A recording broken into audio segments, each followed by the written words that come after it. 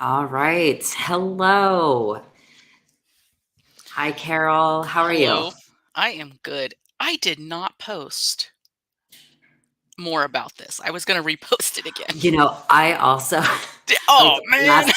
last minute, I was like, "Oh, damn, we're gonna start in an hour." Hey, guys. Okay. Maybe I'll post it now. Yeah. Let's see. Let me get the link here. And I feel like this topic we could talk about for quite a long time. I don't know what your schedule's like, but I probably need to put a cap on about 2 hours. sounds good. Yeah. If I go over 2 hours, somebody that I live with might get mad at me. It's the Well, dog. No. oh, okay. Yeah, if I go over usually like about the hour mark is when my voice starts to go a little bit. So Yeah. yeah, about 2 hours sounds good to me. Okay. There. All right. I'll repost it to Twitter and see if we round up any more people. All right. We've got one watching, but I think that's Nicole. Congrats. I feel like she might be our biggest fan. I know she's probably your biggest fan. Yeah, we joke about how she was a fangirl before we got together. Oh, are you telling me you married one of your groupies? I did. Yeah, so she talks about like how she would watch videos of Benji and I, and she's like, I like what they're saying, but that girl is cute. And That's I'm like, you need to care about the topic, Nicole. nah. Okay, there we go. Well, thank you. I reposted it. I don't know how much. All right. Put my phone down. So we are talking about WPATH and kind of the real history of institutionalized observation of transsexualism and like how a lot of the medicalization started.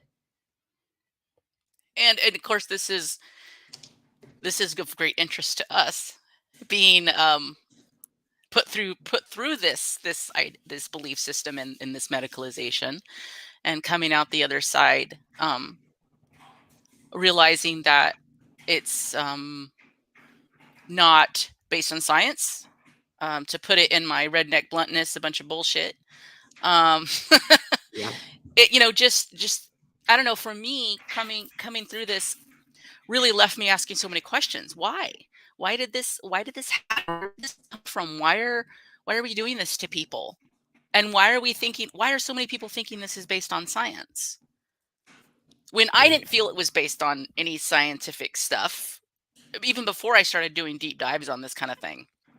Well, yeah, I mean, I remember ever so fondly how my doctor, as she was prescribing me testosterone, would say, like, this is relatively experimental. We're kind of in uncharted territory. But what's weird to me is that it's still like considered experimental even to this day, but it has a long history. I mean, I'm still learning about the history from you and from like the articles that we're going to look at here. There's still so much that I didn't know. Yeah, and before I start going in on what I found, it's fair to say that, like, this is probably not even the tip of the iceberg of stuff that you could deep dive in. And also, a lot of the knowledge I've come to has come from other people who've done this kind of work already. Like, Helen Joyce's book Trans was a very good book for getting you started on just covering the basics in a real simple way and giving you resources to go look up yourself. Then there's been Jennifer Bielik, who's done a lot of research into the history of the money behind WPATH and all that. And just numerous people writing all kinds of different articles on the subject, going a long ways back. Oh, and General Wider Lens also has done a really good job about covering a lot of the history and stuff. One of their episodes, I think it might have been in their first season, episode 6, if I'm remembering correctly. Okay, so basically, what I got to was that the whole idea behind transsexualism, and transgender is it is a philosophy. It's a belief system. It's always been a belief system going all the way back, and it's still a belief system that's not based in science. And you have to wonder if this belief system that's not based in science should be infiltrated into actual medical field, which should be based in science and then used as a treatment. So WPATH in particular has always been ideologically driven, always. And it's funny that they frame themselves sometimes. Sometimes they don't, like you pointed out. Sometimes they admit it's experimental, and sometimes they try to frame things like it's totally scientific. It's very strange, um, very gaslighty. So, but WPATH has always been ideologically driven, even back to Harry Benjamin, which was the founder. Before it was WPATH, it was the Harry Benjamin was Institute of Transgender or something or other. Do you remember the actual name? Shoot, I don't, but it was relatively long. Yeah. I'm trying to find the article that you sent me about it. Yeah, and I actually read some of his own stuff that he wrote on the subject and about the founding of the organization. But Harry Benjamin was a endocrinologist. He was not a psychiatrist. And he had a long history of being a kind of a quack doctor. Um, one of his specialities, and one that he did on himself, was vasectomy on men, to have longevity, to live longer, to be healthier. And it's, just like that, and he believed that to the day he died. Did it on himself and did it on like probably a ton of men. Um, Which I'm sorry, what kind of place do you have to be in to do stuff like that to yourself? you know what? That's a good point. It's there's he's experimenting medically on himself and others from the beginning. Hmm. He had that kind of frame of mind. But Harry Benjamin was, I guess, the big guy who got everything started. But he took his kind of philosophy and beliefs around transsexualism from Magnus Hirschfeld, who was, I guess, could be what categorized as a sexologist. I would categorize him as like a philosopher because he had a set of beliefs that he just kind of like went with. And one of his big beliefs was that that gender and your biological sex were separate. He also believed in this idea of a third sex, and that homosexuals were a third sex. And he took that belief system from actually a gay man who lived, like, I think around 1860 something, named Karl Heinrich Ulrich. And this guy, um, he believed that, and I'll quote, the male homosexual possesses a female soul enclosed in a male body. So here's some just really, I mean, homophobic and just sexist belief system about this kind of stuff. And, you know, Ulrich was a gay man, but remember, he's living in a society that is very, very hostile towards homosexuals. And he himself is trying to find answers, swimming in the soup he's swimming in. So he's going to come to these conclusions that maybe by our standards today would be like, we're like, no. Well, my standards today would be like, wow, there's so much wrong with that. But it kind of makes sense that he might come to that. And he's also trying to find a way to be accepted. And I think, homosexuals have been doing this for a long time. We've been trying to say that, our homosexuality is innate. We've been trying to prove it's innate as if that's going to make it okay. Um, I don't know if I completely agree with that. I think it should just be okay because there's nothing wrong with it. It doesn't matter where it comes from. That's kind of my stance too. I've had people say, like, well, do you think that you were made into a homosexual because of, past abuse? And my argument is it doesn't matter.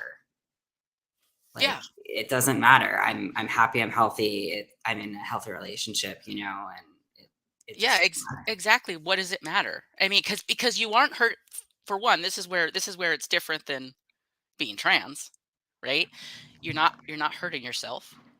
You're not cutting body parts off or taking cross-sex hormones that are going to shorten your life because of your homosexuality. Um, you're otherwise not doing anything to hurt anybody or hurt yourself. It's just who you're sexually attracted to, who you're having sex with, and who you're in a relationship with. Yeah. That's it. You know, very different than, say, being trans or believing you're being trans. So and we'll dump all the articles and everything that I went through so people can really dive down in there. And I don't think Yeah. I'll go too far into it. But basically, my takeaway is that this is a philosophy. And as I have my bachelor's degree in philosophy. So I know, I think maybe a little bit more than the average person does. This doesn't mean I didn't probably forget most of what I learned in school. But having been in the philosophy soup for, like, 3 years, I kind of I really understand philosophy as this. It's just a set of ideas someone comes up with. That's all it is. Someone sits around a lot and they think about something really hard and they come up with these ideas, and then they present these ideas, and sometimes a lot of people agree with them, and then it becomes a bigger philosophy. And sometimes people don't agree with them, and it just stays in a book somewhere or writings. And that's what this is. At the core, that's what this is. This is a philosophy, a belief system that a bunch of people bought into. And it makes sense because this philosophy doesn't come out of nowhere. This comes out of our society, Yeah. right? The belief that women and men have these biological, innate sex and gender roles. Now, I think that some is biological, makes sense. However, the, as much stock as we put in the biology, probably not. So these very strict gender roles, these very strict ideas about what makes a man and what makes a woman, basically just got really packaged into this philosophy. And then when people come along, let's pick a homosexual, and a homosexual comes along and is really uncomfortable with their sex for obvious reasons from the outside world, this philosophy steps in and goes, oh, well, it's because you have the spirit, the gender, the soul, the brain, whatever, of the opposite sex. That's why you like the women things or the man things. That's why you are attracted to the same sex, which would be the opposite sex in your spirit, gender, soul.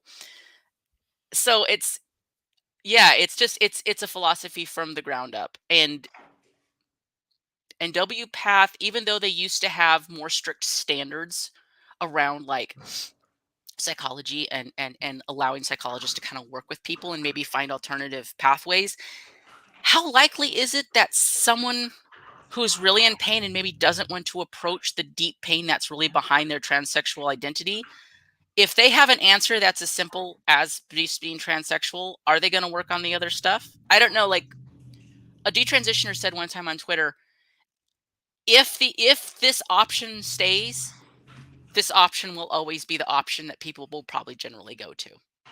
I think that's a really good point. I, uh, I really liked this article talking about Hirschfeld and how he was analyzing the physiological and determining aspects of a person's body that are like the ultimate female or the ultimate male.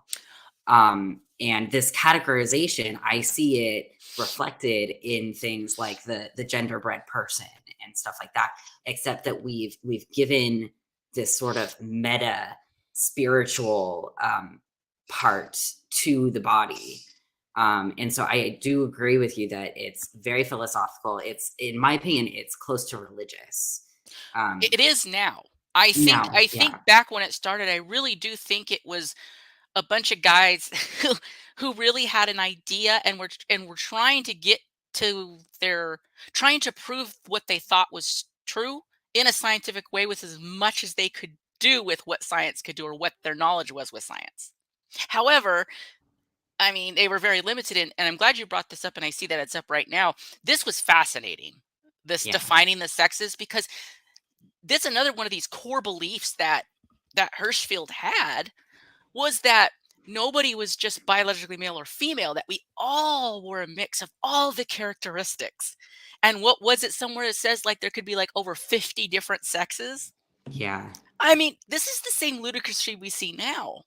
It's just now it's actually, I think, it's been condensed into a religion. yeah. And it's funny too, if you think about it, purely just based on like comedic intuition. It's like he was saying that we're all non-binary. Yeah. No one is one particular thing. And I've heard that.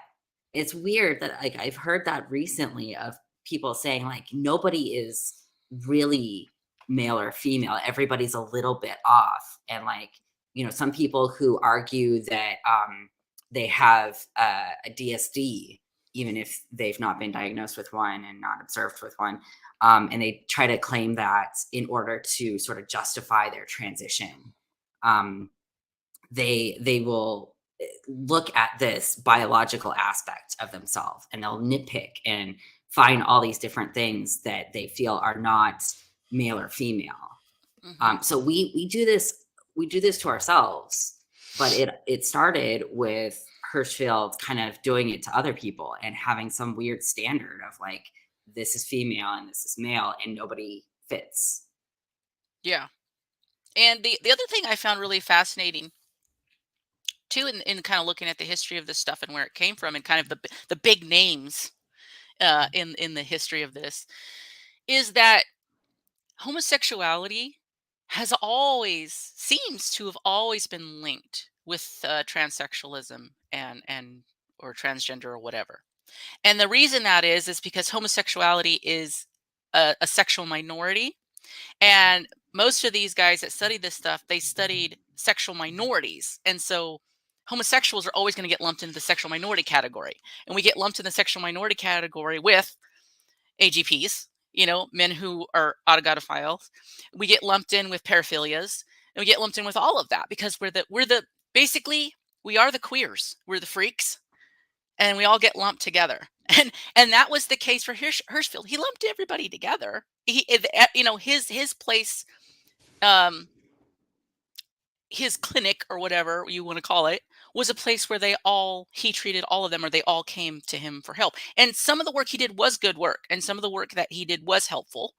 But there was also this ideology in there that was just ultimately harmful to homosexuals and everybody. Ultimately, it's harmful to everybody because it's a lie. It's not based in any kind of reality, and you're not helping people by encouraging a delusion that isn't going to work in the real world. Yeah.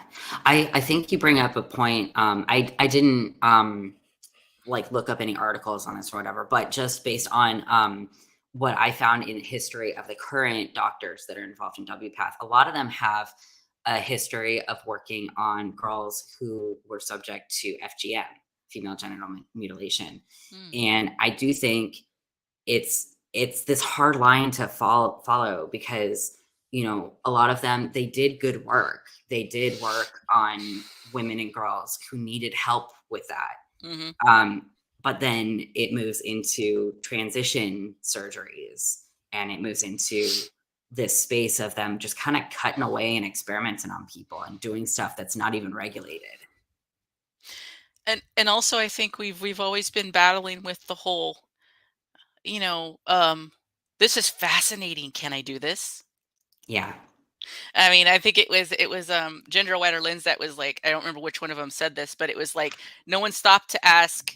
They asked, "Could we do this?" Not "Should we do this?" And Yep. that's a perfect way to put that. Could we do this? Yeah. Should we? No.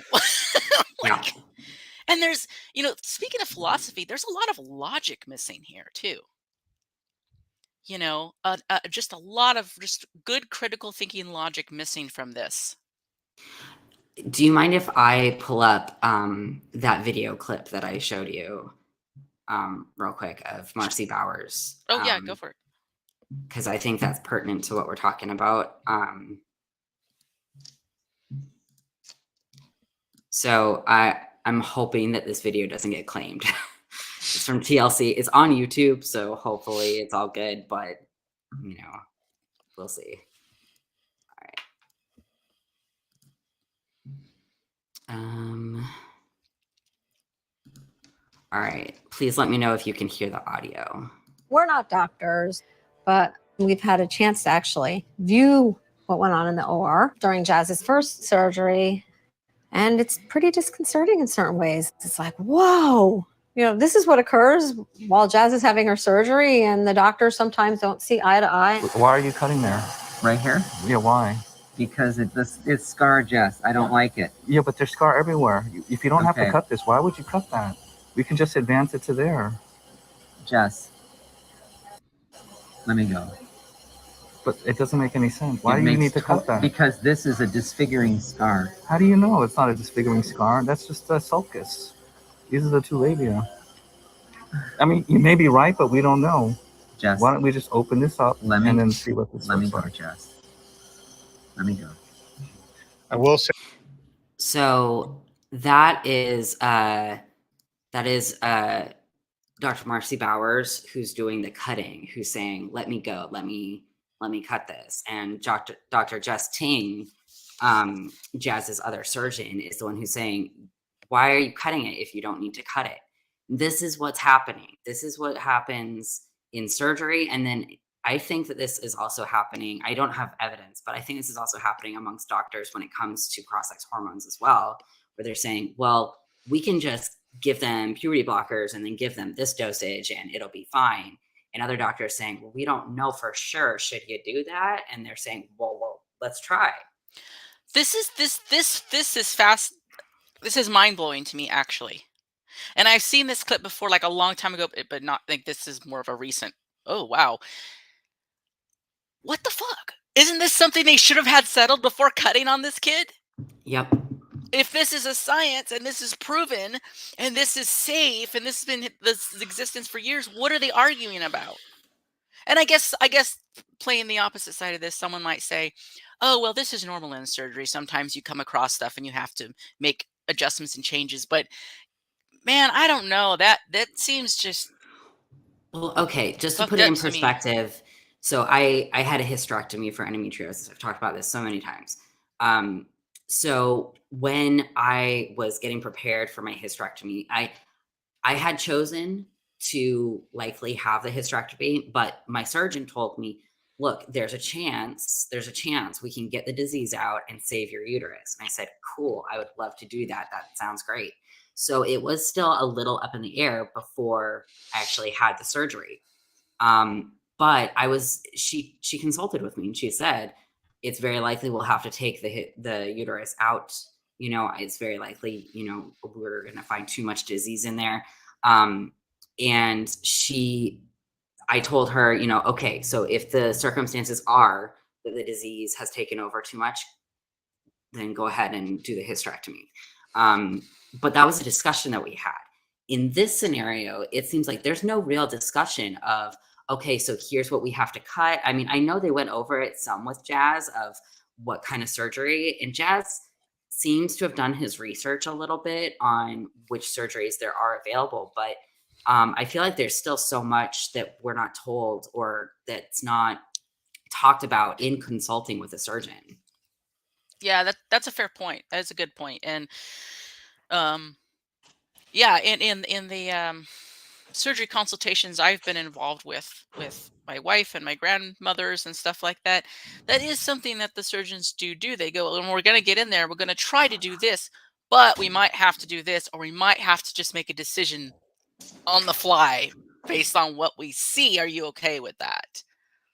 Yeah. And that was definitely something I've heard before about anything to do with female reproduction issues. Like the hysterectomies and stuff.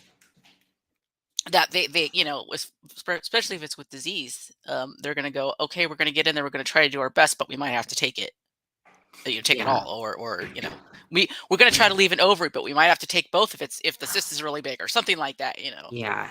Well, and that's a key factor too, is that this is in terms of disease, and when you're doing a surgery on a person for trans related reasons, you're not taking away something to save their life in reality. That's what they say, but that's not the reality of it. Yeah, that's true. And I've often thought that this is the reason they have to up the ante so much on this being life-saving, and that people will kill themselves if they don't do this, because these procedures are extreme and everybody knows they're extreme. Yeah. So you have to up the ante on it. You can't just have it be somebody's whim or somebody's just belief system, because it is a big deal. Now, they're wavering on that a little bit more recently. They really do want it to be just an identity, and you should be able to like do whatever you want based on an identity. But I don't think that's going to win over mainstream. Well, and you and I are living proof that just because someone identifies very strongly as something doesn't mean that they're going to feel that way all the time. And so if we're basing it on this feeling, it is a whim. Even Yeah, if the person is completely convinced in the moment, it's still something that doesn't hold water. very true. Very true. And So, real quick, just I was thinking this in talking about the experimental factor, like with Jazz Jennings thing. Me and you, and I think everybody who's been involved in this has seen the exact same thing happen with our doctors too. I went to several doctors that didn't have a standard dose to give, uh, varied on when they were going to give blood tests, varied on if they were going to give blood tests, varied on how you feel on it. I mean, it's just all over the goddamn place. yeah, well, and it's I feel like it's one of the more patient-driven um, journeys of healthcare than other things. If you're seeking treatment for a disease, you're going to be given limited options, and you're going to be told the consequences of those options. Whereas if you're going in saying I'm trans, their instinct is to say, "Oh, well, okay, what do you feel like the treatment should be?" Well, that's another point to the whole history of WPATH, is that this has always been um, kind of a group of people want something, and they're going to drive to get it. Yeah. And I think I sympathize like the smallest amount with the doctors that come into contact with people like this, because I do understand it's hard to tell your patient no. And it's risky these days because you could get sued or, Well, lose your, nowadays is a totally different ballgame. I mean, yeah. it's completely taken over everything. Yeah, and it's unfortunate that in early days, doctors didn't put their feet down and say, "No, I'm not going to do this to you." Um, and then, I think, that happened occasionally in the early years of these surgeries, but then they would just go and find a doctor who would. And so Yeah. there's always going to be an option out there that, we talk about like bathtub hormones and shit like that, like there's always going to be an alternative option. Yeah. Okay, so let me pull up.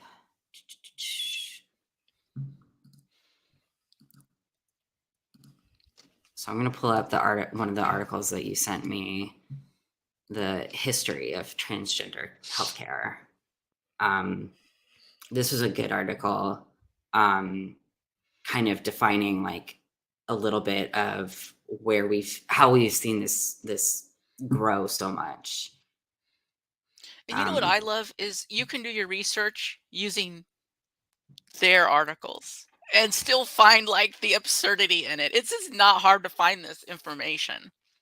Yeah, I mean, I found an article by the Federalist, so a far right article, but they were basing their quotes and stuff on like interviews with HRC and GLAAD and stuff, and I'm like, y'all serve this up yourself. Yeah. I mean, if anybody can approach this from a very logical and critical thinking way and see so many flaws in it. I just think a lot of people are blinded by their own political beliefs, their own kind of ideological beliefs. Also, I think people more than not are blinded by just wanting to be good people, right? Yeah. And that's been a thing that the trans lobby has really used. Trans activists and trans lobbies really used against everybody, especially I feel like in the LGBT community, is this guilt tripping. Yeah. Oh, these poor people, these poor people, these poor people. And, people don't want to be the mean person. The be nice police are really, really rampant on the left. They really are. And it's so hard to get through to them. I know we've been talking via Twitter about how we need to communicate with the left. And I want to. I get called a far right activist like so often, and I'm like, I'm not far right. What about me do you think, and it's ridiculous. And I try to communicate with people on the left. I'm very open to doing interviews with people from more left-leaning media sources, and it just doesn't happen. They just won't ask those questions, and when you try to talk to them about it, they pull out that, like, well, you just need to be nice. And it's like, I am being nice. I am, because I don't think that these surgeries or these procedures and treatments are actually helping these people. I think it's hurting people. Yeah. And that's ultimately the reason, like, I continue to speak out and do what I do, is because I saw I what I see is, I see unethical and unethical treatment and unethical behavior in the medical community, in the mental health community, and it hurt me.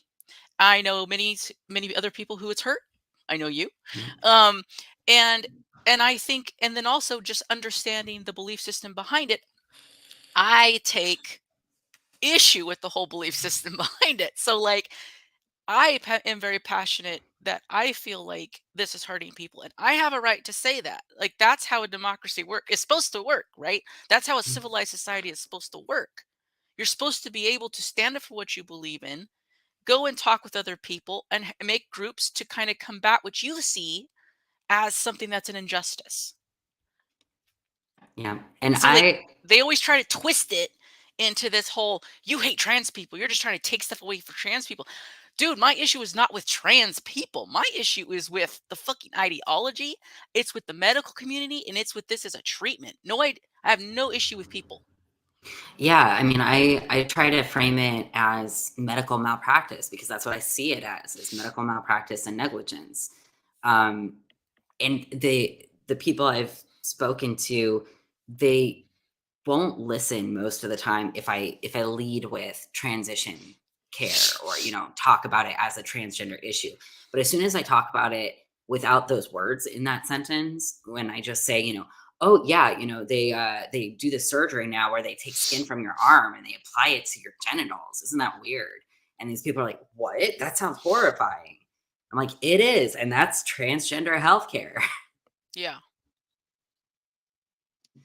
So, yeah, this article was another good one about Hirschfeld, and it's funny. It brought up. I totally forgot about the Danish Girl. I totally forgot about that movie. I never Yeah. watched it, but I Yeah. remember the craze, and I remember everybody being like, on one side of the fence, everyone was like, "Yes, this is great. This is the representation we need," and on the other side, they were like, "Well, why didn't they get a trans woman to play it?"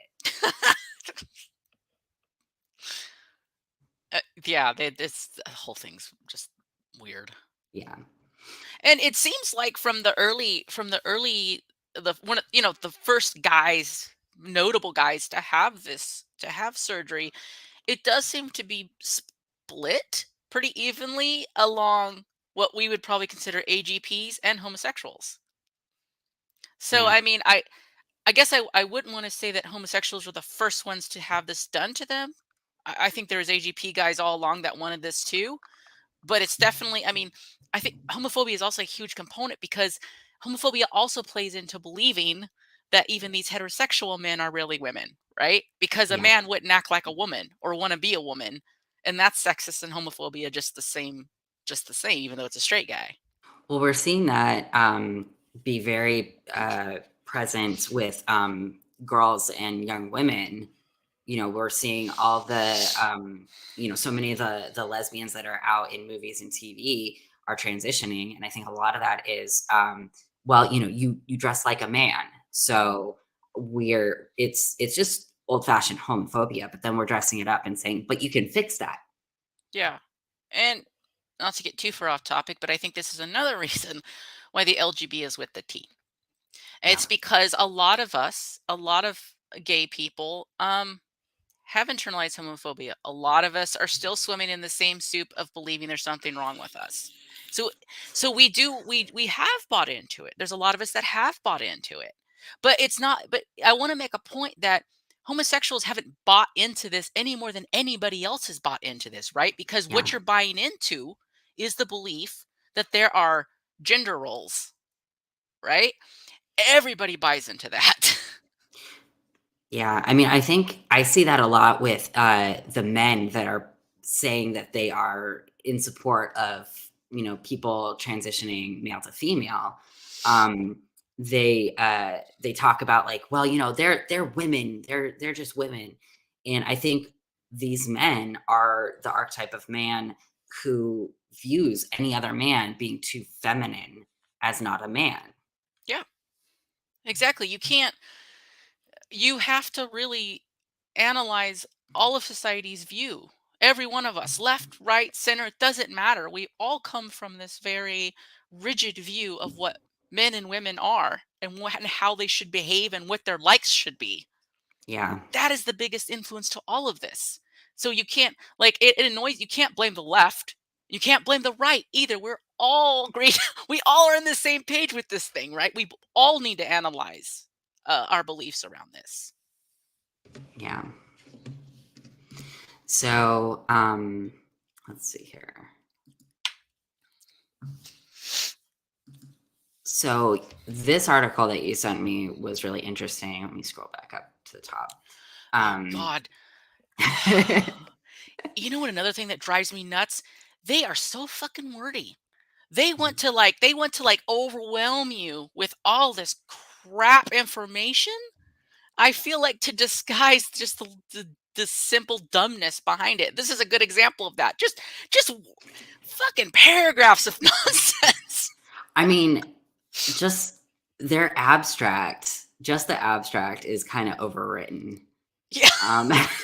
Like an abstract's supposed to be a very simple introduction, and they're like, well, we were the development of medical classifications took off during this time, and we're going to figure out why. Ancient Greek and Roman writings already mentioned gender change. What are they talking about?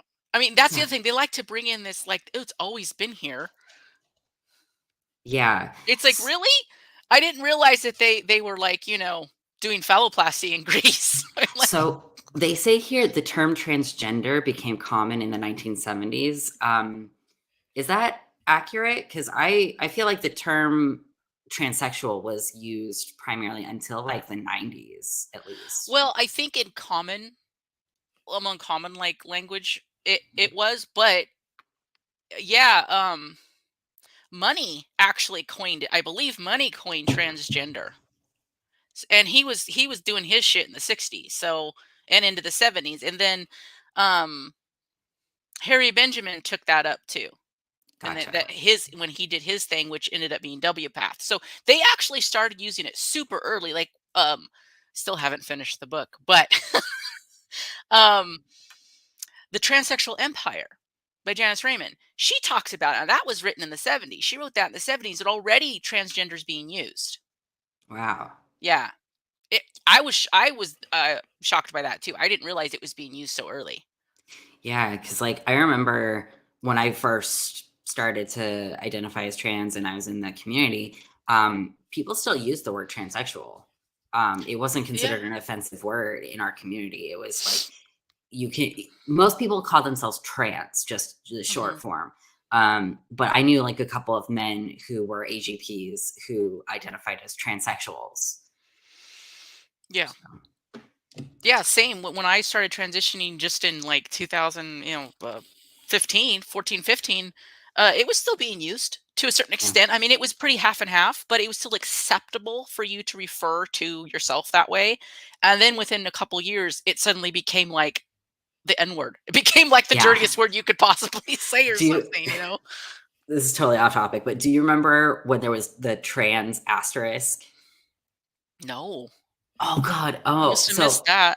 You must have. So for a little while there, I think it was like 2012, 2013, before everything really popped off, they were using trans, TRANS, and then asterisk right after it to include non-binary people, because that was starting to become a thing. Okay. And then like now, apparently it's really offensive. It's like, oh, so you're saying that non-binary people aren't trans, or that trans people can't be non-binary? And it's like, well, Yeah. So it was just a funny blip. No, I don't remember that. Huh. That's interesting. Yeah. So yeah, in this article, it says gender dysphoria became a psychiatric diagnosis in the 5th edition of the DSM in 2013, and gender incongruence appeared in ICD-11, the WHO classification that was approved in 2019 and should be effective in 2022. So it's, I mean, like the trans community themselves rejects the notion that gender dysphoria needs to be a diagnosis. They're all about like, well, if you feel this way, then that's what's true. But I remember days where gender identity disorder was a diagnosis, and I feel like that's fallen by the wayside now when we look at surgeons and people who prescribe cross-sex hormones. They're not even looking for a diagnosis anymore. No. And I don't think I think a lot of them haven't been for a long time, depending on where you're at. Now, I think in a more liberal area like California, I think this stuff became more it became the way it is now sooner. Do you know what I mean? Like I think Yeah. a lot of therapists stopped doing due diligence much maybe earlier than maybe some more conservative areas did. Yeah. But yeah, it's funny. This is talking about gender metamorphosis in Greco-Roman culture. And it feels very much like transing the dead. Oh, absolutely. They love doing this shit. Yeah. Which is really funny when you look at it compared to like the FLDS church baptizing the dead and even marrying the dead. Mm-hmm. And you look at it and it's like, man, like I really hope nobody does any shit like that when I'm dead. Like, don't marry me off to somebody. Don't say I was trans all along. None of that bullshit.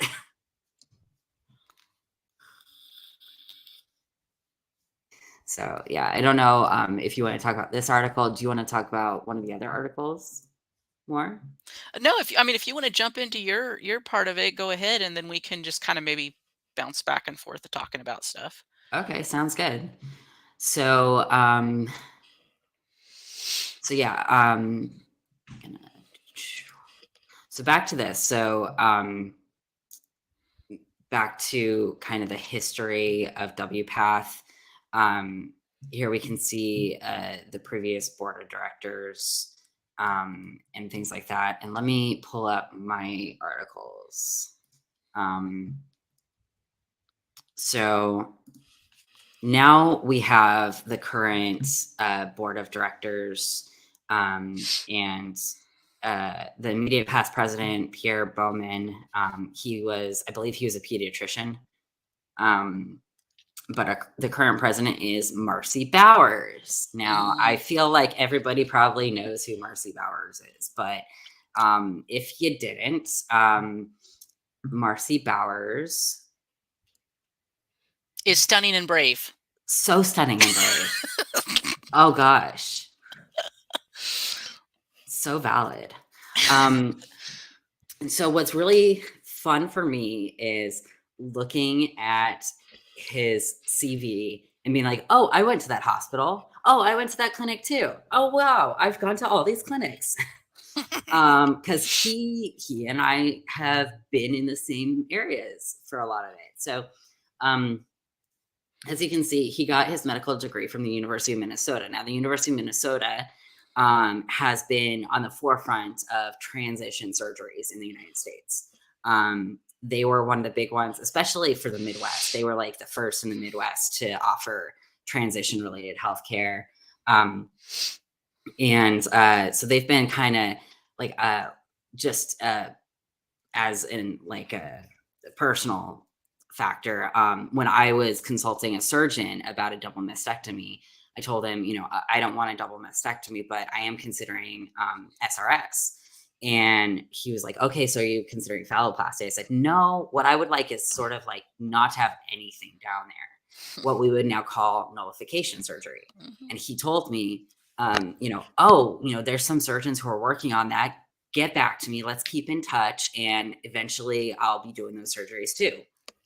So Yeah, they've been working on that for quite a long time. As you can see, from 1986 is when he got his degree from the U of M. And then he moved to take his residency in Seattle. So yeah, he was in Seattle area for quite a while, and worked at various clinics there until he moved to Colorado and California. He's been all over. He really has. So I feel like he's probably been involved with teaching a lot. He was in 2018. He was on the board of directors for GLAAD. The Trevor Project. Yep, the Trevor Project too that's a recent one. The Sexual Harassment Task Force. Oh yeah. God.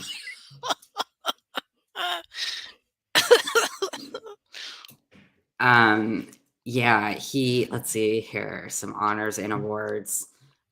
Featured surgeon for MTF vaginoplasty in Sinai Hospital. He got the Global Woman Award.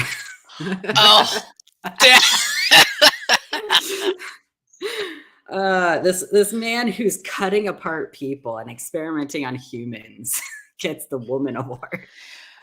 I've said it before. I'll say it again. Everybody knows a man makes a better woman than a woman. Well, because men know, right? Men know. Exactly. When they create the standards, when men create the standards, then they obviously can meet those standards better than we can. Yeah, obviously. So he's had a number of publications you can see here. Sorry, my dog is growling. He's got some opinions. Media appearance. I have a bone to pick with him.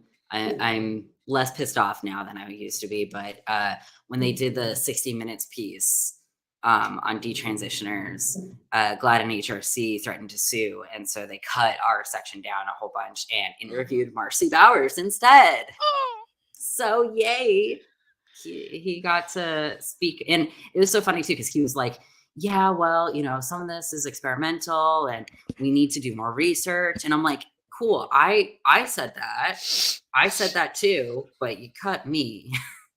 So I'm not a fan. But yeah, he's spoken a lot, as you can see. Oh, I didn't see this at the bottom here. Available upon professional references. Maybe I'll reach out to him, see if he'll do an interview. So let me pull up. I wanted to pull up the WPATH Standards of Care so we can look at them side by side. Do you know what I noticed about reading? Well, I wouldn't say I read completely through. Glancing through the Standards of Care is, wow, have the Standards of Care grown? Like the materials, it just has ballooned. What's this one, 120?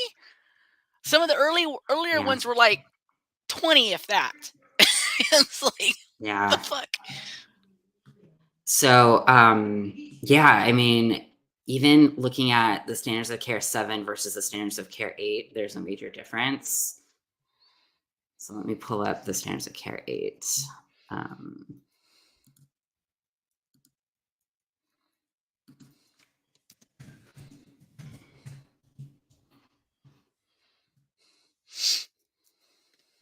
So here, I'll share this one. So this is the chapters of the Standards of Care 8. So they've got adolescent assessment, children, education, which is new, Unix, which is new, non-binary, which is new, sexual health, which is new, which sexual health is the new chapter. They weren't concerned about this. Yeah. I have a feeling it's still not good. No. Because no one's going to say the truth about it. No one's going to say, if you go do all the surgeries, good luck. You're not probably going to be having any sex anymore. That's going to be even remotely enjoyable.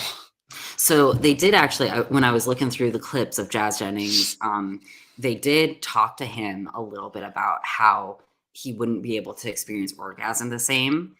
And has he ever experienced orgasm? No, and he says that in the show. He says, "I've never experienced an orgasm." They described it to him as a sneeze. Oh, for fuck's sake. No, Yeah, I mean, you have to experience it to make the decision if you never want to experience it again. Like, yeah, good Lord. yep. A So, sneeze. If it was a yeah. sneeze, I think what would be the point?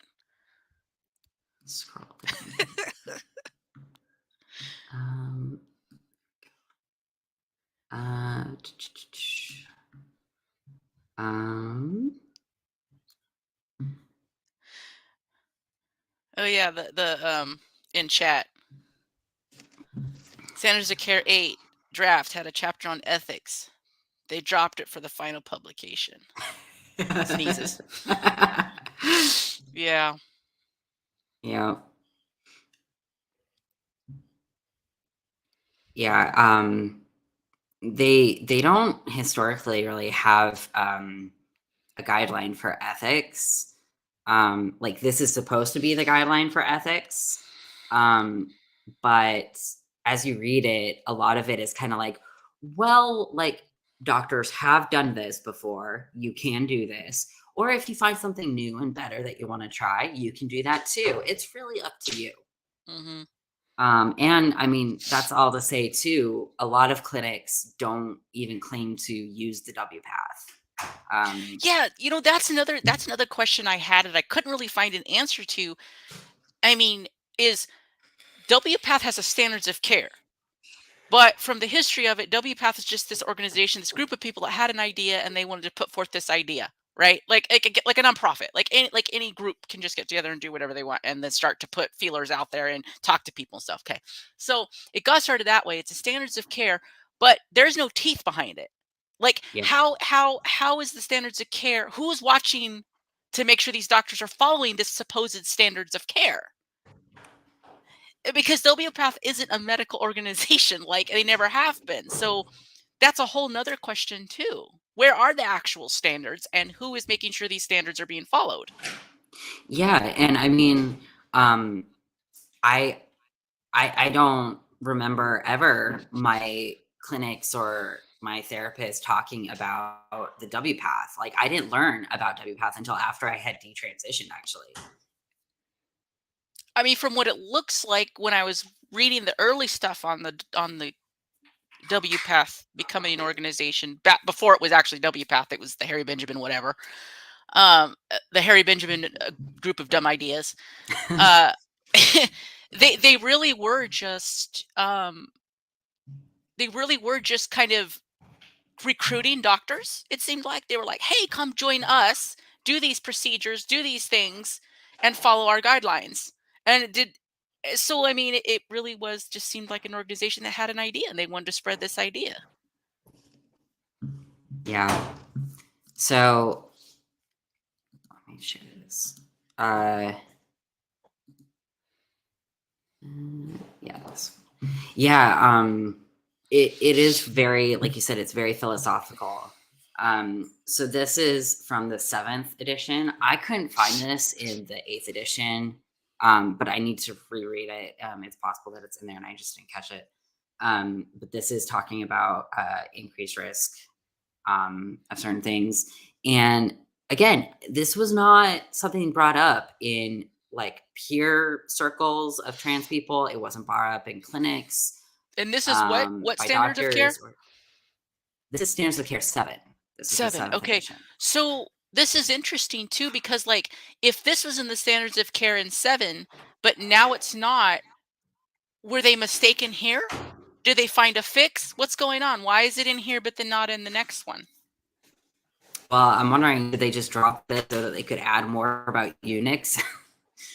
No, I mean we know why it's But not there because it's bullshit. yeah, I mean it's yeah, ideologically driven. But I mean, if you were to logically and medically ask the question, why is this these health effects here but not in the other one, you would logically be looking for answers to why it's not there. yeah. What's the new information? Was there new information found? I don't know, and I think it's a good question. They're pretty Mm. tight-lipped over there? So Oh, it is in the standard yeah, of care 8. Okay, that's good. Like I said, I probably just missed it, but JL's here to keep everybody honest. yeah, thank you, Jill. Um, so-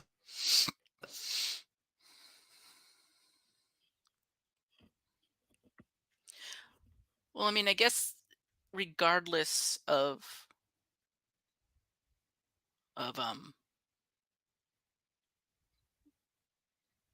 uh-oh, froze. I don't know if it was on my side.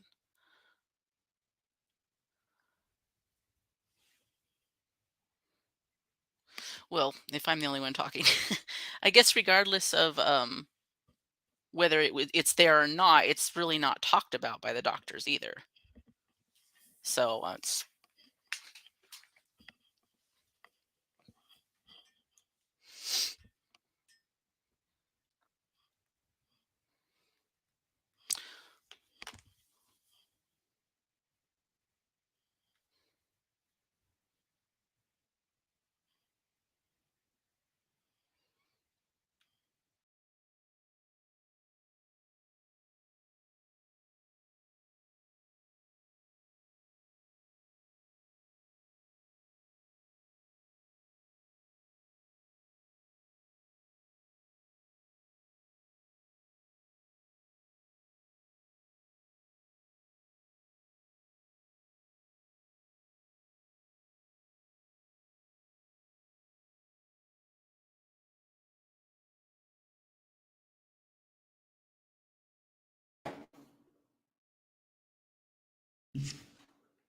my streamer just like stopped.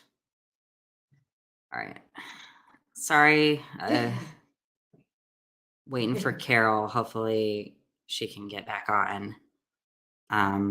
Oh, here she comes. okay. So it froze. You froze. Did I freeze? Yeah, you froze for me. Okay. I don't know whose fault. I mean, I don't know who's to blame. But I okay. know. Sorry about that, everybody. My internet was working great, and then all of a sudden it just happened. So Is it your internet or is it? See, that's what I don't. I mean, well, mine yeah. usually See, doesn't have. it shows me in the corner the connection is unstable, Oh, okay. but like my actual Wi-Fi is good. It's just the connection for Streamer. So I'm not exactly sure Lord. what's happening. Okay. So, all right. But anyway, I was gonna share a window. So I made this short slideshow, and I made this like a couple of years ago for a presentation that ended up not happening. But the WPATH standards. So this is all like from their standards of care 7. So again, it might be different in the standards of care 8. But mental health professionals should not impose a binary view of gender. They should give ample room for clients to explore different options for gender expression. Hormonal or surgical interventions are appropriate for some.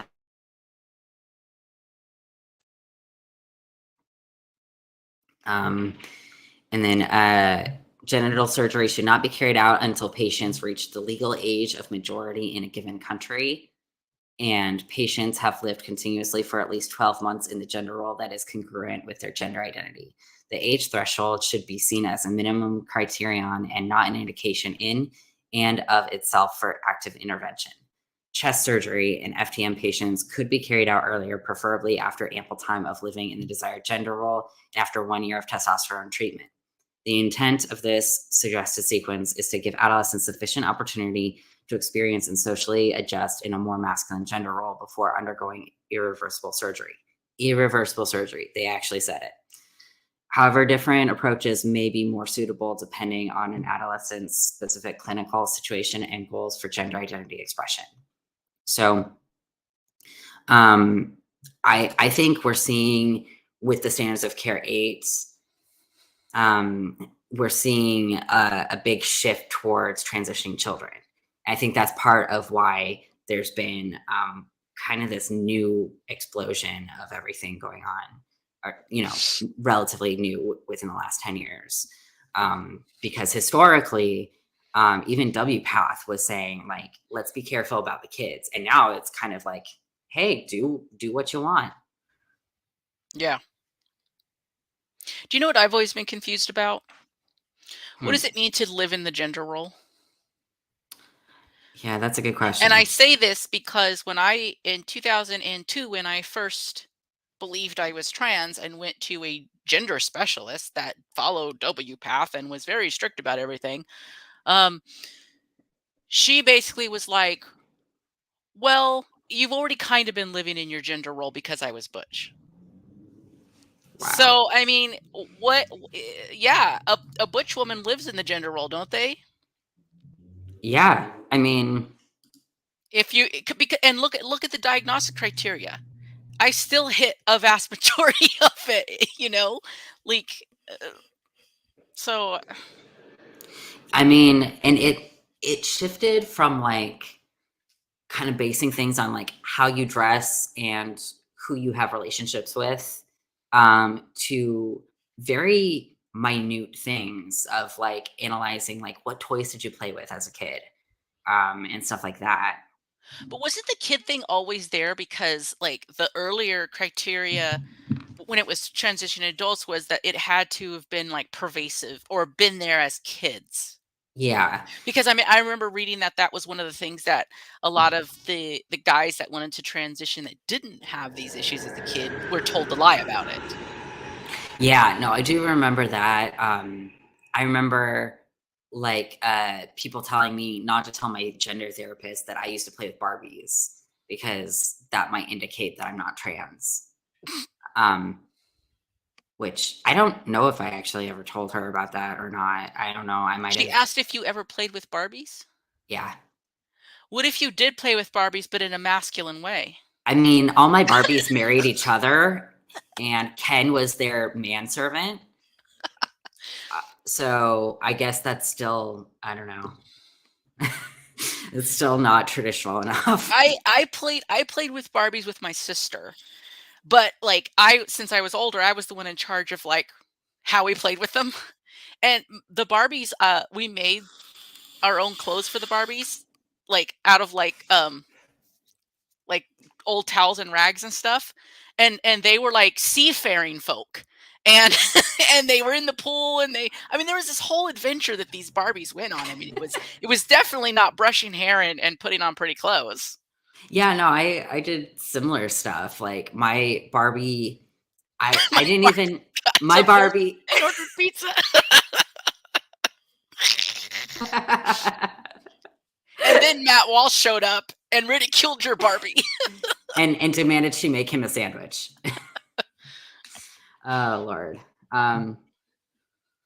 Yeah. Carol, you had C Barbies and I had business Barbie. Business Barbies doing business Barbie things. Yeah. Yep. She would come home to her wife every day and yeah, had a nice traditional household. Also, our Barbies had a lot of horses. Barbies were always riding Oh, wow. horses. I can see that. Oh. So, no conclusive data for risk. So like that image that I showed about the risk, I went through all the research and it's still like very ambiguous research. The way that they like, because they would get people who had transitioned pretty young, and who were pretty early in their transition too. So they weren't far enough really along, I think, to get a good sample. If you have someone who is taking testosterone for a year versus someone who's taking testosterone for 15 years, I think you're going to see a big difference. Yeah. And I just in the conversations, a few conversations that I've had where I've known women who have been taking testosterone for 10 years or more, I don't think I've ever run across one yet. It doesn't have some major health complications. Yeah. And is on a lot of other medication to try to counteract what it's doing to them. There was, and if I find it, I might do like a movie screening for our Discord ladies, but there was a documentary done on a woman who was an older transitioned woman. And she'd been on it for a long time back, since it was like an experimental thing. I mean, it's still experimental, but you know what I mean. But like Um, super. yes, super, super early. And she ended up having cervical cancer. And she died from cervical cancer. There's she's not the only transidentified female who's died from cervical cancer either. That's But scary. her story is really sad, and there's a documentary on it, and how doctors wouldn't care for her because they said, like, we don't know how to care for you because you're transitioned. And that was kind of the angle that they took in the documentary, was like, people need to be more understanding of trans patients, when really it's, well, she's not getting care because she's a woman and because they have this excuse to not give her care. But she had a number of health complications. And it was really, really sad, her story. And also, I think they don't want to treat them because they would have to tell them, "You're poisoning yourself and you gotta stop." Yeah. That's why. I mean, and that's why doctors didn't tell me that I probably needed to stop taking testosterone if I wanted to correct my issues I was having, like, my high cholesterol, my, approaching diabetes, like all this, my blood tests were just coming back worse and worse and worse every time. Yeah, I mean, I've been asked about the doctors that I've seen, and I've named a number of them, but the one doctor I won't name is the doctor who told me that I should try to stop taking the testosterone to alleviate my renal failure that was happening. And it worked. And I'm not going to name her because God forbid anything happens to her because of that. Because she basically told me, you're killing yourself. Yeah. So the new standards of care, obviously this is an old slide. Mhm. But I pointed out that when we originally, I wish this image were larger, sorry about that. But when we originally had the chapters and like things that they were talking about, including in the new standards of care, there was no mention of detransition and loss of follow-up. And I've done some research on loss to follow up that I might do a video on, about how greater than 20% usually invalidates findings. And there's definitely greater than 20% loss to follow up in transition related healthcare. And then my last slide. The current board of directors is all male, including some trans women. I think that has changed, if I recall correctly.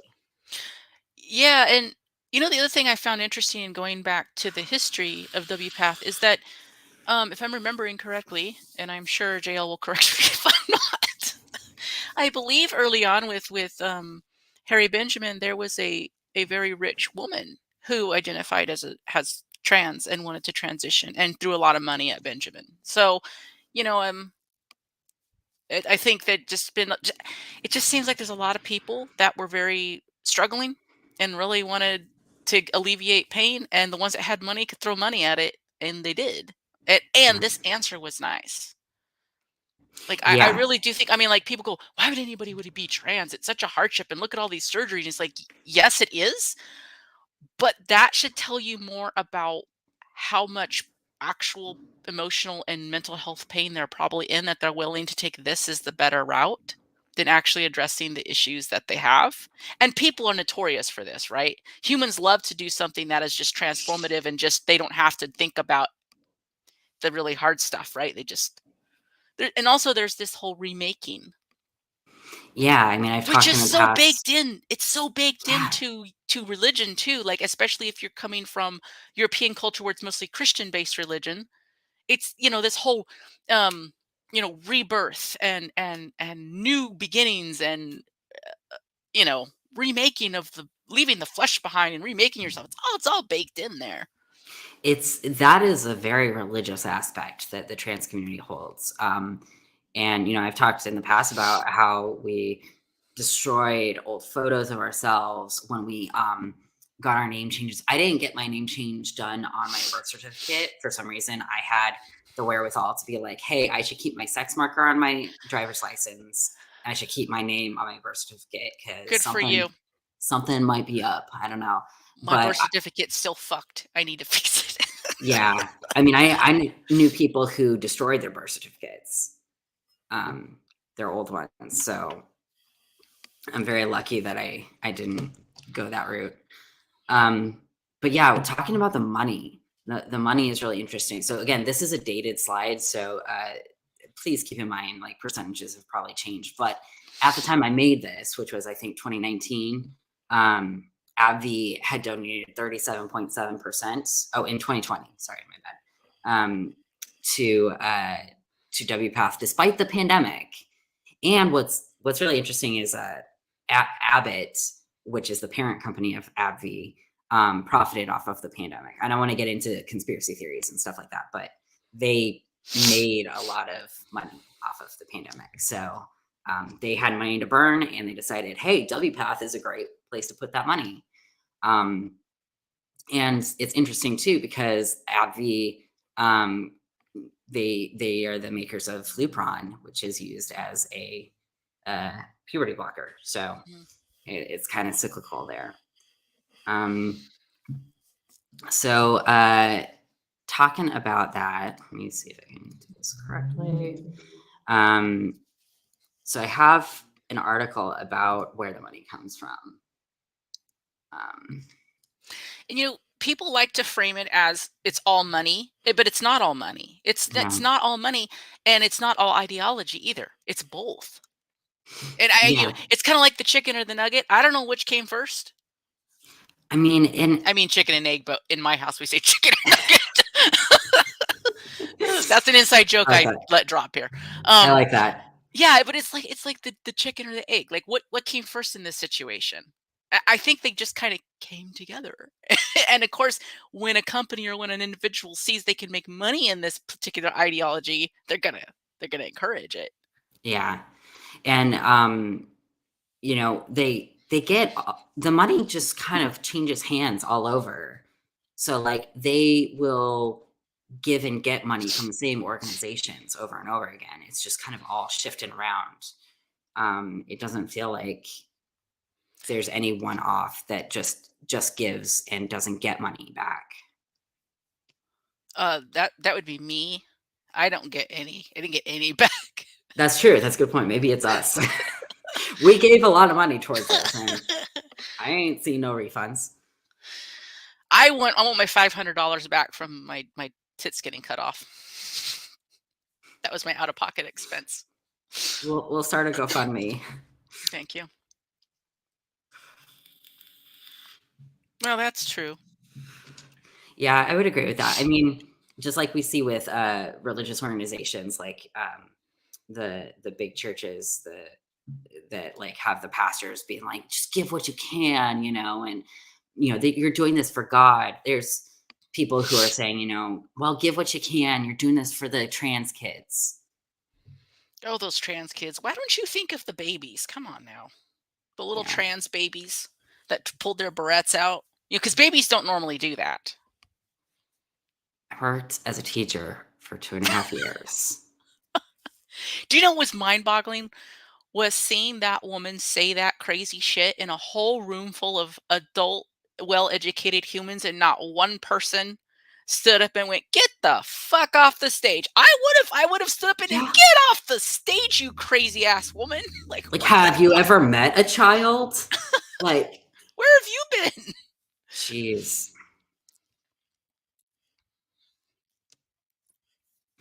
All right. So JL brought this up before I even had the slide or the screen ready. Yeah, Pritzker.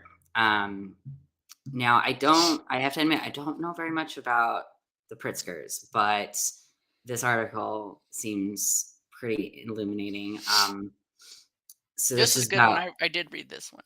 Yeah, this one, the billionaire family pushing synthetic sex identities. And this is from the Carolina Journal. I've never heard of this publication before. I don't know what their leanings are, but I am happy they wrote this. So major hospitals and gender clinics across the nation leading the charge in this new area of medicine. Lurie Children's Hospital, University of Minnesota Health, University of Arkansas Health, Boston Children's Hospital, Reagan Medical Center, and many others. And how the Pritzkers are major donors at nearly every one. Now, I don't think it's any coincidence that this man who calls himself Jennifer is trans and is funneling money. We see that now with a lot of the people who are supportive of child transitioning are these like older grown men who transitioned and who I think would be categorized as HUPs. Yeah. Yeah. And there's definitely that influence in I don't know, I guess more recent years is the creepy dudes with money who've come in and been like, "Oh yeah, I like this idea." So again, there's this it's such a combination of things. I don't really think you can pinpoint one particular thing on what drives this. Yeah. Obviously, money drives it, but there's different reasons the money gets there from different people. Yeah. I mean, so we're talking in this article about the billionaires funneling money to WPATH.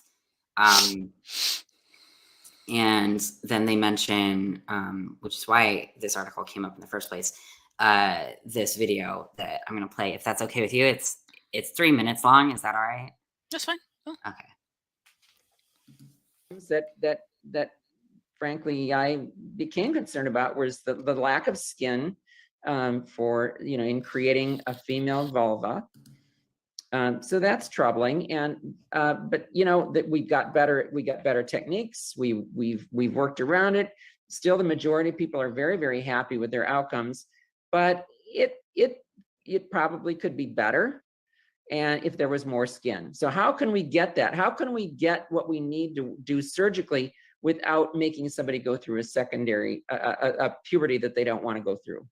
So that's one question for the future, and I hope we'll answer that. The second is was an observation that I had that every single child or adolescent who was truly blocked at Tanner stage 2 has never experienced orgasm. I mean, it's really about zero. These are just assigned male at birth, so trans feminine, and it's because they never in their lives are exposed to testosterone. That doesn't change. So blockers prevent the rise of testosterone, and they don't really go on testosterone at or around surgery or into adulthood. And so we don't know. They're going to have this sensation. There's no question about that. But are they going to be able to achieve sexual satisfaction? It's important in relationships. And I know that from my work with female genital mutilation survivors, that the lack of being able to be intimate with a partner is very important. And so this is what really raised the red flag for me, is to say, look, we need to have our eyes open about it. I think it's been beneficial talking about it. I know Joe and many others have reported to me, they've changed their approach a little bit in their informed consent models, and that we're talking about masturbation now. We're talking about, okay, that's an area of the body that's got very dysphoric for you, but you know what? It's all a penis is just a large clitoris. I mean, it's all the same material. It really is. So use it for the pleasurable purposes, partially that it was intended, and we'll see what happens. But these are to be answered questions. So can we avoid puberty and get good adult results? And secondly, how do we assure someone that they're going to be able to be sexually responsive? Do we remove the blockers during the course of their adolescence and let a little bit of puberty come back? Do we delay it a little bit, maybe into Tanner's 3 or 4, maybe before they have their first orgasms, maybe? Or do we add testosterone later in their adolescence or early adulthood, at or around the time of surgery, enough not to cause the secondary sex characteristics they were trying to avoid, but may be beneficial to enhance this ability. So these are questions that I, of course, am very interested in. I've been very, very, very active in trying to promote this, that yes, we're following detransitioners. It's an important group, and and then secondly, what are we going to do about sexual function and the adolescents, and how they're going to enter into adulthood? So They're following detransitioners. I know, right? I would love to be involved in that. It's news to me. Yeah. They're following them like this. They're like, oh, keep them out there. Yeah, they're so in that article, oh God, I am forgetting all the names, but there was that article from that woman who worked at a gender clinic who recently came out and said like she was done being quiet about it. The most recent one that was that talked about that horrible tearing. Yeah. Oh God, that made me just. I read that and I was like, "Ooh, it's me." But she was talking about how whenever someone would express regret or wanted to detransition, the doctors would label them as red flags and like wouldn't want to talk to them. And I was like, "Oh, yeah, that sounds about right." So yeah, no, this is a great point. Useless strawberry. Marcy Bars, like, he makes a couple of interesting points where he's trying to like backpedal a little bit and be like, hey, so I'm concerned about some stuff. But then he follows it up with the clitoris and the penis are the same thing. And this is the director. Do you know what's awesome about all this is that the reason they can sell these lies so good is because there's a grain of truth. Yeah. A good lie is sold with a grain of truth. And the grain of truth is that in the development of the fetus, these things all do start at one point and then diverge. So there's some truth there, but not, because in development, it diverges. It becomes something different. Yeah, but I mean, you could also say that the human penis is very similar to like another mammal's penis. It doesn't mean it's the same goddamn penis, right? No, or the same, like, it's like all there's mammals have very similar structures, and even like in utero, sometimes it's hard to even tell like them apart when they're real tiny, you know.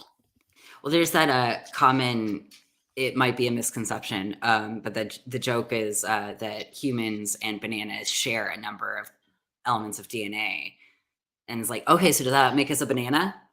Well, no, but there's only so many building blocks. I mean, not to get totally big picture here, but there's a set of building blocks for everything that exists. Everything shares those building blocks. Like, that's just, so you can keep going with this and then eventually say that we are a star. I mean, yeah, like, but we're not. I mean, I get pretty gaseous after I eat pizza, but that doesn't make me a star. So, dude, do you know what's weird?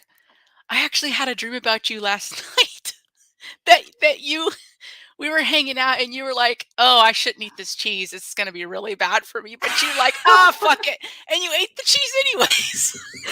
I totally would. That's very me. Isn't that weird? I don't know. I guess because I was thinking about doing this today with you. And then, yeah. That's funny. That's really funny. But back to WPATH. Enough about lactose intolerance. Yay! That's another video. But yeah, so he you pointed this out, and I think that's important that he has a business that he's driving, right? So like that's part of the issue with WPATH as a whole is if it's consistently made up of endocrinologists and psychologists and surgeons, they all have their own agendas. Yeah, it's true. And I think that goes back to something that was that I've heard before, and it was mentioned in the comments. It's like, if there's money there, it's going to be less likely people are going to want to face the truth about what it is going on. Yeah. Yeah. So, yeah, Jennifer Pritzker, the trans identified male that we saw, he won the WPATH Philanthropy Award for 2018 because he donated so much money. Yeah.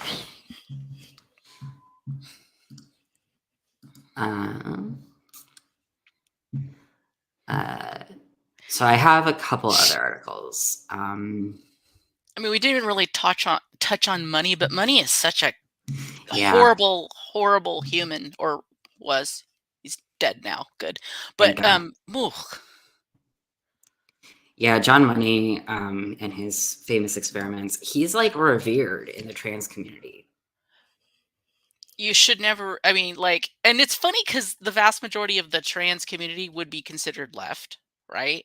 Or like that seems to be the case. And it's like the left is notorious for like calling out a person in history's bad behavior and thinking we should overthrow their statue or whatever and like mark them out of the history books because like you know they owned a slave or they did this or they did that, which we can argue about the validity of that, but they just love doing that. Yet their own like you have someone like Money who is basically a child molester, and you're like, oh yeah, he's cool. Let's put him on a pedestal.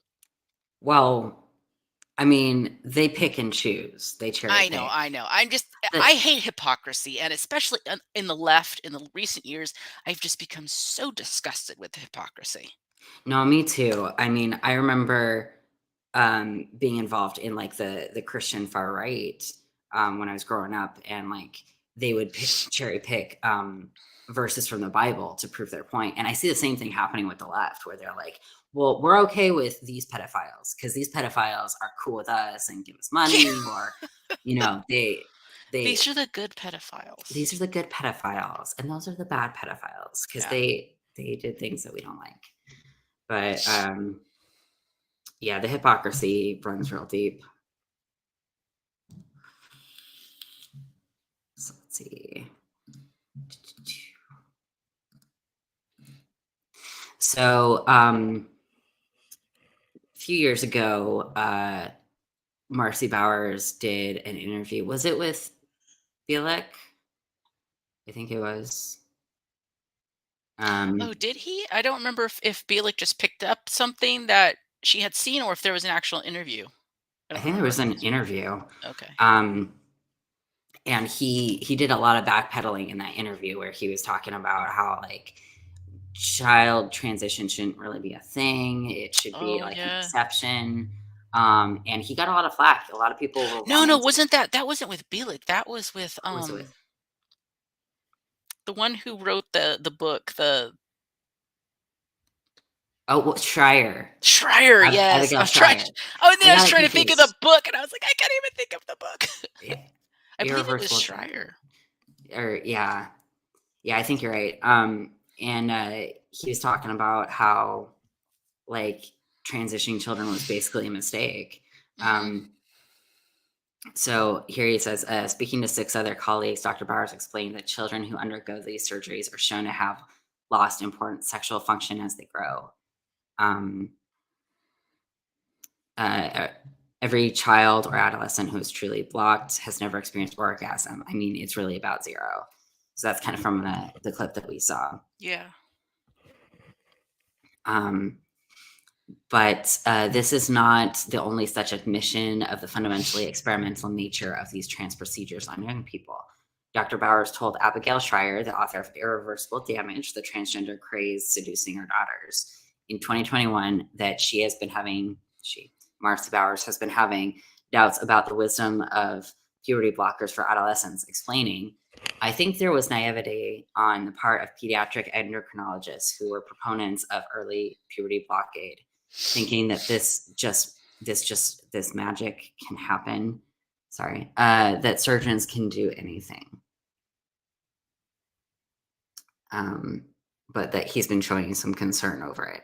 So you know what? I this is my theory on why Bowers is saying this shit, because Bowers was in the show, and Bowers knows this shit is probably coming to an end or isn't gonna fly, and I think he's trying to get himself out of there before it goes to shit. I completely agree with you. I mean, unfortunately, Jazz Jennings is the experiment on display for everything. Yeah. It's right And there. I mean, I just think I mean, I hope this comes to an end. I think it will. And when it does, this is going to be looked back as just horrifying. yeah, I mean, most of what TLC airs is pretty horrifying, but Yes, true. It's been that way um, for a while. I do love me some 90 Day Fiance though. Um, Oh God. it's trash. Is it It's just straight trash. people? Have they ever done any gay people? They have done some gay people, and Really? the gay people, like, they had this one gay male couple, who actually, like, seemed to care about each other, and that was a pretty sweet story. And they had a lesbian and a bisexual woman, and that did not work out. And the whole time I was like, "It's not gonna work. It's not gonna work." Oh, that's funny. So, um, yeah, so that's kind of the point I was trying to make is Bowers is more concerned with not being able to do as many surgeries as he wants. Mm, So that's that's where true. yeah. Because if there's not enough material down there for him to do surgery on, he's not going to have as many surgeries. He's not going to benefit from that.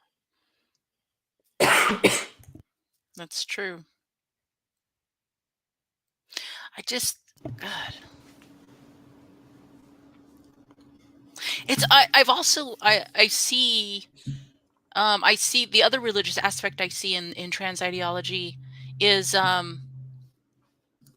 basically this Puritan sex negativity, right? Because um from this kind of ideology we hear things like genital fetishists. You're supposed to love the person, not the body parts. Then, of course, this thing where they don't even think about the fact that these kids are going to grow up to not have proper sexual function and orgasm. But if you say that, like, and I've seen this happen, us over here will be like, these kids aren't even going to have. Why are you concerned with kids having orgasm? What kind of pervert are you? It's like, wait a minute, you know so it's weird. It's this like, weird Puritan strain of shit flowing through there too. Yeah, you're right. It's very much, yeah, jail. Exactly. Why are you thinking Yeah. about children's genitals? Exactly. And it's like that's such a, what would you call it? Like a red herring or Oh, not, yeah. I mean, like a it's distractive thing of like they're missing the point entirely of parts, it's not not, parts. Ugh. yeah, Yeah, it's totally repackaged. It's the same. It's the same bullshit, just repackaged. That's the other thing too, which I yeah, think full circle back to the whole. These are just these are regressive ideas that just continue because people can't see outside of the soup they're swimming in. yeah. Yeah, they oops, where to go? There. They say that just to shut discussion down. Yeah, it's absolutely true. Um, that they give you. It's so weird though. Like I remember when I was in the trans community, sex was a big deal. Like having lots of sex, being like free to have lots of sex with many different partners was a big thing. But it's also very mechanical, isn't it? Hmm. It's not about relationships. It's not about actual enjoyment. It's not about connection. It's mechanical. And I Yeah, think that's a big difference. I think that's sex negative. To me, that's sex yeah. negative. I mean, I recall near the end of my transness, um, there was a lot of talk about having multiple partners, and it was like a game of how whoever had the most partners was the winner. Um, Hmm. so like I met people who had like 8 or 9 different sexual partners, and each person was for a specific thing. Yeah, it was fucked up. I'm sorry. I'm sure that there are people in the chat who are like, polyamory is okay with lesbians. I'm not that way. I don't feel that way, but that's my opinion. That's your Um, opinion. Great for you. yeah. Um, But yeah, so sex culture was, like you said, very mechanical. It very much was a status symbol in the community too, of like, you're having lots of sex, that means that men are validating that you are a man. Like gay men are validating that you're a man if you're sleeping around with a lot of gay men. Yeah. That was a big thing in the Yeah. community that I was in. Sex negative, sex positive. It's just more of that gaslighty shit, right? Yeah. So this is just the Wikipedia page for Paul Walker, who he founded the Harry Benjamin International Gender Dysphoria Association, now known as WPATH. Okay. So, I think from what I understand, Harry Benjamin created the so-called ethics and the basis for everything, and then Paul Walker took that and was like, let's create an institution. Mm. And then he transformed that into WPATH. And he performed research with John Money. Yeah. Walker began a sex offender treatment program. So he started experimenting on sex offenders, which is also how Lupron started, was it was used to castrate sex offenders. So I think that that's a part of it too, is like LGBT people being misconstrued as part of this T, and the T includes AGP and sex offenders. Again, back to the sexual minority, right? Yep. There's a minority group and they all get thrown in together because they're the abnormal ones and they all get treated similar. Yeah. So,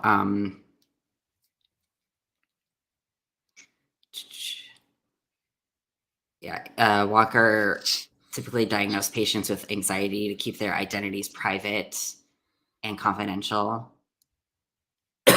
So he wasn't even being truthful on their paperwork, which is something we still see today, where many I think this has changed because we've gone away from the medical documentation of it. Like we said, we don't really see gender identity disorder diagnosed anymore. But back when we did, the doctors might not even put gender identity disorder on there. They would just say like major depression. Yeah. Or something to that effect. And I don't know. I have conflicting feelings about diagnosing gender dysphoria. Do you feel that there are pros and cons to it, or just cons? Well, I think it's the same with every diagnosis, really. There are pros and cons to for diagnosing, for having a diagnosis, right? It really depends how it's looked at and how it's approached. Sometimes a diagnosis can be helpful. Like I'll use the example of being diagnosed with ADHD. I knew since the beginning that there was something going on, something different. And what happened was I felt like I was stupid or not intelligent, or I felt like it was like some kind of flaw. And so the diagnosis helped me realize that it's not a personal failing. It's not a flaw within me. I don't need to try harder. It really had to do with that's just the way my brain worked. And that's okay. And now understanding how my brain works, because of research into it, I know how to approach life and probably manage it better. So like there's a good thing that comes out of a diagnosis. But the flip side to that is to say I have ADHD, therefore I don't need to try to do anything. And then some people will just blame everything on their diagnosis and not Right. actually try. So I don't know. Or sometimes people, this happens more with kids. Kids get a diagnosis in school with something, and then they don't expect the same thing out of that kid as they do a kid without the diagnosis, because now they're like, oh well, you know, he's just stupid because he's blah blah blah. Do you know what I mean? Like, Yeah. then it hinders them because they have the diagnosis and people don't see that the kids can reach the same potential. Yeah. So No, I yeah, like for me, having a diagnosis of schizoaffective disorder has been helpful, but it's also been interesting when I go to therapists, not psychiatrists, but therapists, and I say, "Hey, I want to be in therapy. This is my diagnosis." And they tend to come back with, "Well, people with schizophrenia don't get therapy. Like therapy is not going to do anything." I'm like, "Well, there's more to it." Um, and it's kind of hindering in some ways because therapists tend to see that and be like, "That I can't deal with."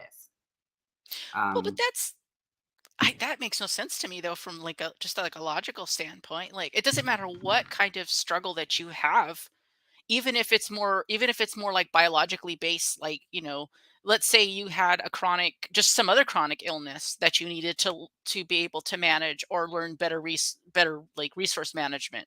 Like wouldn't that just be something therapy could help with? yeah, that's what I think. Um, but I will say, historically, it is true that people with schizophrenia don't tend to seek out therapy. Yeah, and that's So, the other thing with diagnosing it. And our medical institutions are very rigid with diagnosis too. Like they one diagnosis and then just stick you in that little box, and that's all they look at. And it's not very holistic. But humans are yeah, holistic. Like we have so many different parts and so many different influences that come into us. And so I think that's the failing of diagnosis, is yeah. not taking the diagnosis in a holistic view, taking it in a very rigid, one-dimensional view. Yeah, like I think diagnosing gender identity disorder or gender dysphoria could be helpful in saying, okay, you have something that other people have and live with and have learned how to manage. Um, but it can be harmful by saying there's only one treatment Yeah. and you're going to have this for the rest of your life because that may not be true. Because I don't think it's necessarily bad to have a diagnosis of gender identity. I like the gender identity disorder thing a little bit better, because it is kind of an identity disorder, right? Like believing that you're the opposite sex is an identity issue. You're not. Why do you think you are? Why do you feel that you are? Like, let's explore those things and explore it from what has been all the parts that you have been a part of and that have influenced you to this point now. Yeah. So like I don't think it's the diagnosis that's the problem per se, it's the what they do with it. I agree. I think that's a really good point. That they forget all the other factors that could be playing a part in it. I like to say the gender identity disorder is a symptom, not the cause. Yeah. Yeah. Exactly. And that's what diagnoses tend to do now, is they tend to just doctors tend to have a diagnosis and then just don't go past that at all, and then just try to fix that one thing, but it's never one thing. Like even medically, um it's I don't know. Even with like cancer, for example, we're not even that well educated about cancer causes and treatments and stuff. And we do the best we can with the information we have, but there might be other causes that we don't know about, or other things that are happening. Yeah. Well, we're getting close to 5. And I'm sorry, my voice is kind of crapping out on me. Okay. Was there anything that you wanted to address before we finish up? No, I mean, I think we did a decent job at talking this through. Talking about the ideological part of it, and a little bit of the history and people. I mean, obviously, we just kind of had a chat about it, and go look shit up for yourself. Like you can read tons about this kind of stuff. Yeah, all the links to all of the articles that Carol and I both looked up are in the description. And there's even more out there. Oh yeah, there's so much information to like sift through on this. You know what my takeaway is with all this too is people need to be a little bit more humble. Yeah. A little bit more humble about intervening, about messing with other people, about messing with ourselves. We don't know it all, and we should be very cautious. Yeah, I think my takeaway is that surgeons fall so hard into separating the human from the body. Yeah. And other doctors do this too, but I think surgeons fall into it the hardest. And Nicole said something the other day that was really impactful, and she was talking about how surgeons, have to separate themselves a little bit in order to do the work. And I think that's true. But when we're talking about something that's cosmetic, such as SRS, you can't justify what you're doing. You can't look at the person and say, I'm doing this person a favor. So they've convinced themselves that it's a life-saving treatment because that's the only way they can cope. Yeah. Well, that's a good point. Do you see the chat? Oh, yeah. Yeah. Yep. That's because it's a big step. So you have to have a reason. Yeah. All right. All right. Thanks everybody for listening, and Yeah. Thank you all. Now that I kind of have a normal setup, I'm going to try to do videos a bit more frequently again. I know I took another break, but there's a lot of stuff I want to talk about in the future. One thing I want to do is have a discussion with a few detrans lesbians about what it means to be detrans and a lesbian, and just have a casual chat about that. So thank you, Chad. Thank you, Carol, for coming Thank on here you. and talking. I love talking with you. Yeah. Thank you for hosting. All right. Bye. Bye, everybody.